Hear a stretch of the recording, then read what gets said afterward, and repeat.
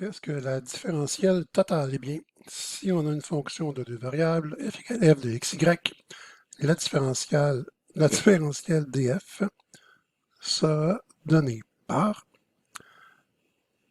la dérivée partielle de la fonction f par rapport à la première variable ici qu'on liste x fois l'élément différentiel dx plus la dérivée partielle de la fonction f par rapport à la seconde variable y fois l'élément différentiel dy. On fait donc la somme des différentiels partiels par rapport à chacune des variables pour avoir la différentielle totale. En général, si f est une fonction de n variables indépendantes, on pourra dire que df est la somme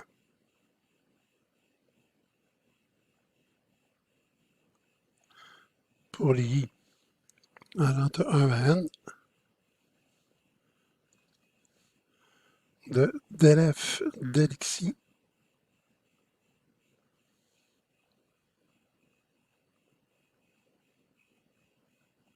en plus ça fait de super belles notations, del f del x indice i dxi. Donc c'est le même principe qu'on avait ici, c'est juste que si j'ai 5 variables, je vais avoir 5 termes, c'est que je vais additionner. Donc la dérivée partielle, en fait la différentielle partielle par rapport à chacune des variables, je additionne le tout pour avoir la différentielle totale.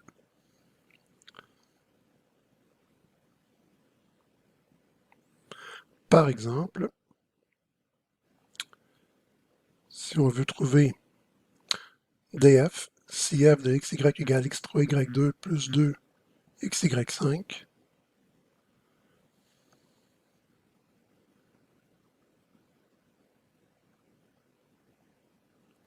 bien, on aura que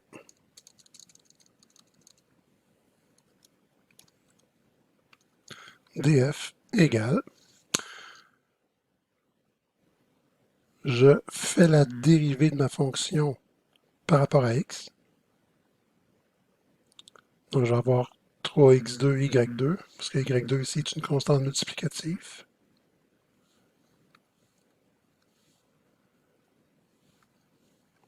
plus, ici, si je dérive par rapport à x, j'aurai 2y5,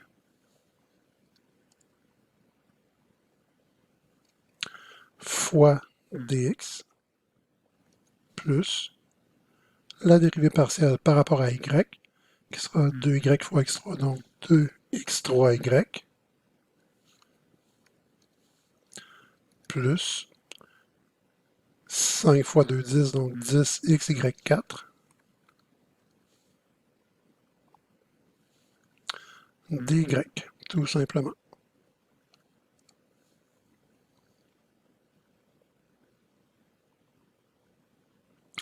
Et en fait, qu'est-ce qu'on obtient? Quand on calcule la différentielle totale, on se trouve, pour les mêmes notions qu'en calcul différentiel à une variable, on se trouve à ici faire une approximation de l'accroissement de la fonction f quand les variables subissent un léger accroissement. Donc, si la variable x passe de x à x plus dx, y passe de y à y plus dy, bien, la fonction va s'accroître de pratiquement df. C'est comme si, encore une fois, au lieu de suivre l'évolution directement sur la surface, à partir du point qui nous intéresse, x0, y0, c'est comme si on regardait la croissance du plan tangent en ce point-là à la surface.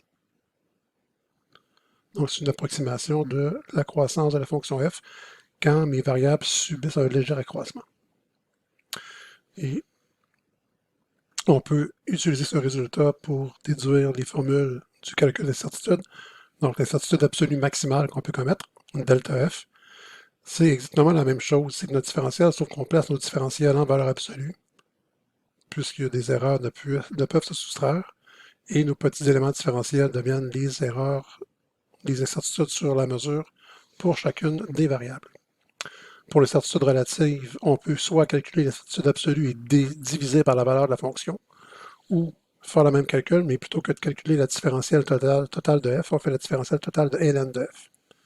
avec les ajustements, là, les valeurs absolues et les incertitudes sur les mesures.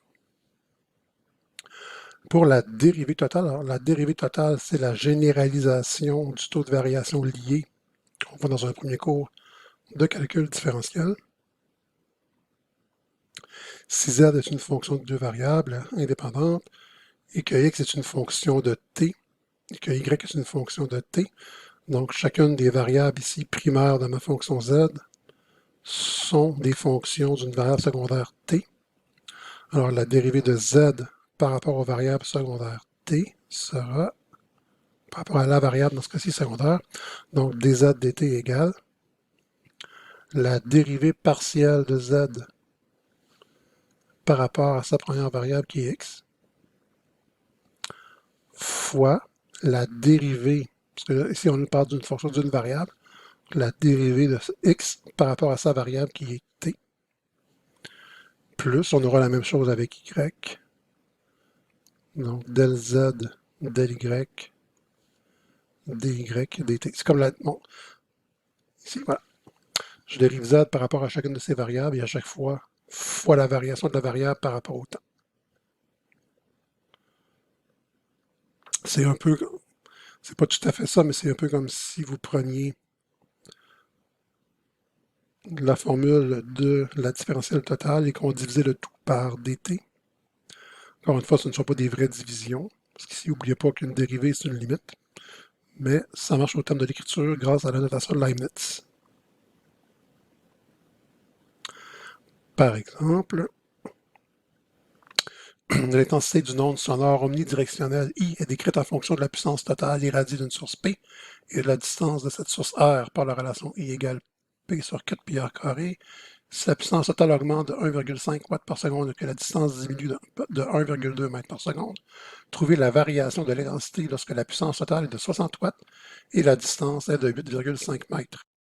Alors ici, dI dt sera égal à quoi? Bien, à del I del P dP dt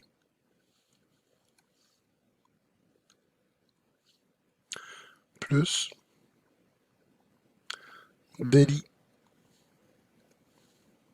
del R dR dt. Donc je dérive I par rapport à P, mais P varie par rapport à T, donc fois dP dt plus la dérivée de I par rapport à R, donc, mais R varie par rapport à T, donc fois dR dt. Et on va obtenir alors la dérivée de I. Si on revient voir notre fonction,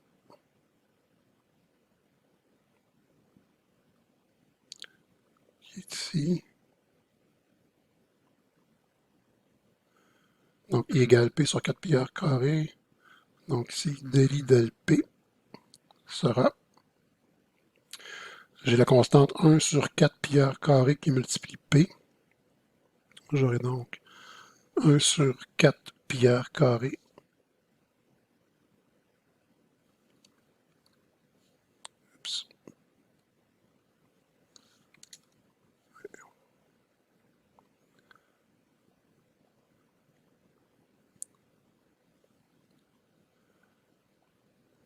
carré fois la dérivée de P qui est 1 fois dP dt plus la dérivée de I par rapport à R.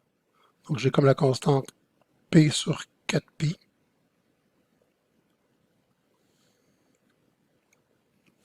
qui multiplie 1 sur R carré. Donc il faut que je fasse fois la dérivée de 1 sur R carré. R carré, c'est comme R à la moins 2, donc la dérivée de j'aurai moins 2R à la moins 3 fois dr dt, ce qui va donner 1 sur 4 pi r carré dp dt moins, ici, le 2 et le 4 vont former une demi, Le R avec l'exposant négatif, on va l'envoyer au dénominateur pour rendre son exposant positif. Donc, moins P sur 4 pi r cube. Pas 4 pi r cube, mais 2 pi r cube, puisqu'on avait 2 sur 4. 2 pi r cube dr dt. Voilà. Et dans le cas qui nous intéresse, on fait pas trop attention à la notation ici. Donc, ça sera égal à quoi? N'oubliez pas qu'on ne doit pas mettre les valeurs qui changent au début du calcul avant de dériver, puisqu'on obtiendra 0 égale 0, ce qui est vrai mais qui ne nous donne rien en termes de déduction.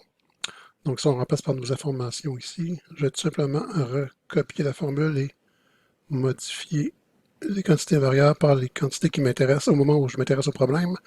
Donc, à ce moment-là, R vaut 8,5. Donc ici, j'aurai 8,5 au carré. dP dt, la variation de la puissance, donc j'ai une augmentation de 1,5. Ici, on aura fois 1,5. On est en croissance, donc c'est positif. P vaut 60 au moment où on s'y intéresse. On a dit que R valait 8,5. Et dr dt vaut. Donc, on a une distance qui diminue de 1,2 m par seconde. On a une perte de 1,2 m par seconde fois moins 1,2. Ce qui, après calcul, donne environ 0,02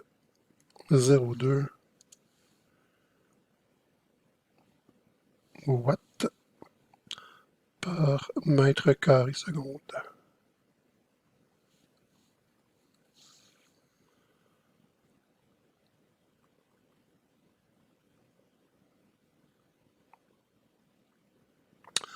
Voilà donc, comme conclusion, une légère augmentation de l'intensité de l'onde sonore.